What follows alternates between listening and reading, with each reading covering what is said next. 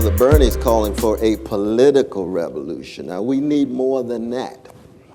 But he's calling for a political revolution in terms of getting big money out of politics, in terms of breaking up the banks, in terms of free education and single-payer health care. Now, given how far America's moved to the right, that makes Bernie Sanders look as if he's damn near communist in the eyes of many of our fellow citizens. But all that is, of course, is just social democratic policies that ought to be commonsensical when you got 1% of the population owning 42% of the wealth, when you got 40% of children of color living in poverty, when you got levels of massive unemployment and underemployment, when you got decrepit educational systems generating soul murder every day in the lives of precious poor children, and when you got indecent housing and infrastructure collapsing. That's just social democratic policy. So his political revolution is actually still reformist, but he's using the language of revolution that I like very much as a revolutionary Christian, because I think things need to just turn around and be turned over.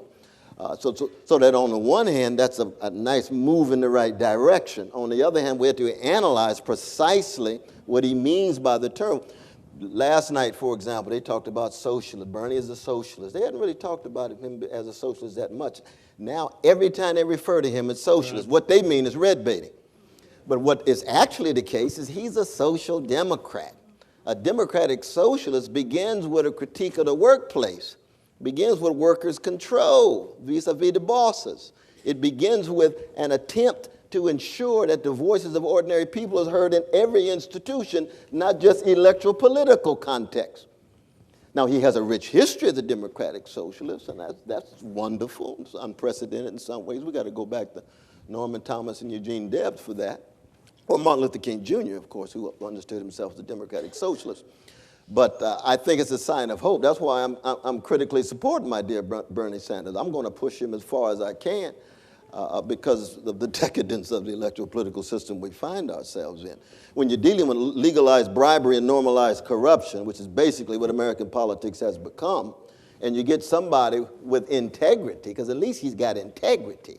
That's very important, as I mentioned before. Just sheer honesty. I mean, everybody's wondering, God, he treated Hillary Clinton like a human being. That is so extraordinary.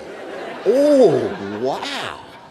He's just a decent Brooklyn Jewish brother. I mean, hey, that's fine. That's fine. But we got to put a lot of pressure on Brother Bernie in regard to foreign policy, in regard to empire, in terms of workplace democracy, and a lot of other things, those of us who are democratic socialists.